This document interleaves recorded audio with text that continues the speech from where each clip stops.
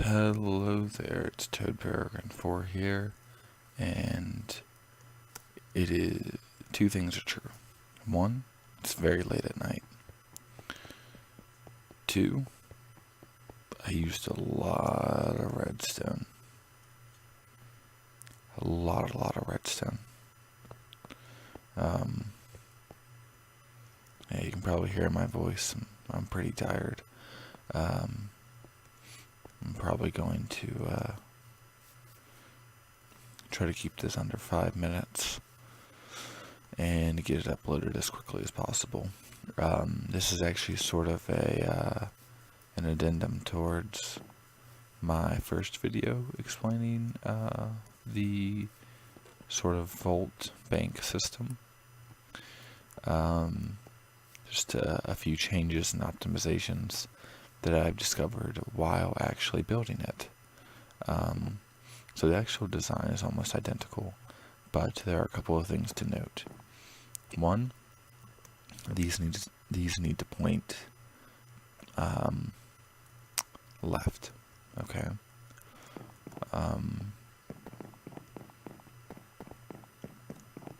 Two, and I might think of a way actually to simplify this. I'll toy around with it, put in repeaters in this line here, but your reset line delay needs to be longer if you have a longer chain. So I'm going to try to get that set up right. So I'll toy around with it and figure that out. One other thing, an optimization that can be made, rather than having the path split right here, all you really need to do is take the button that you use as a return and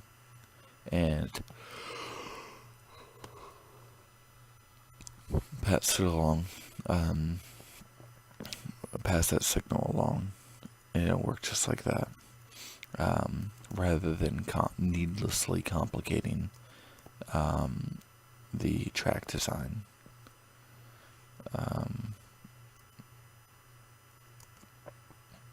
I just have all these buttons here for diagnostic purposes. I haven't actually filled these yet. I don't think I'm going to do that tonight. It's just too late.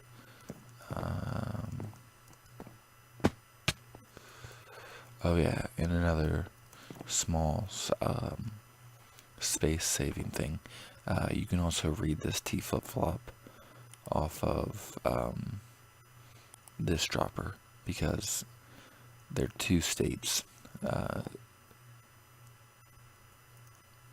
State A, I guess, is with the hopper in here, and you can read off that, or you can read off here. The input has to come in on this one, so in order to save space, I'm reading off this one. It doesn't really have an effect since it is just a flip-flop, and one of the perks of being a flip-flop is that,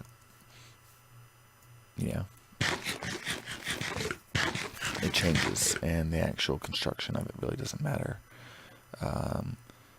So you could have this same effect the way I had it wired before, where the repeater or the comparator was right here.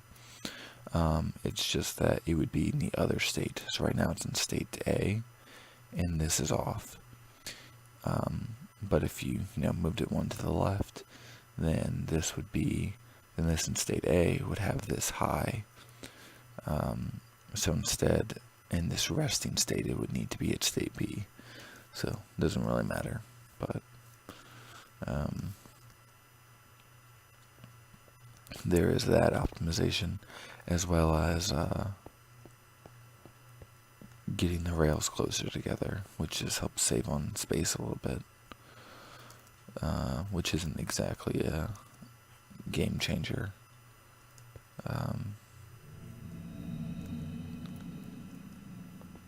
Any other important notes I'm going to investigate adjusting this delay and see how that affects it. So I'll be right back. Okay, I just toyed around with it.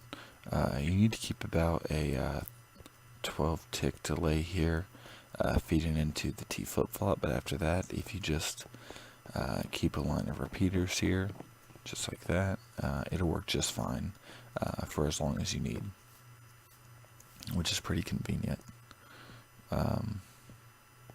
Yeah. So that handles that. The little adjustments I've made make it fully modular, a little bit simpler, a little bit faster,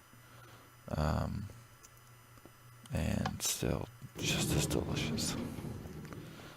Anyway, hopefully you guys enjoyed this little update to this project now that I've actually gone and, made it. Still need to design the building, still need to fill these, but other than that, it is done. So, anyway, thank you for watching.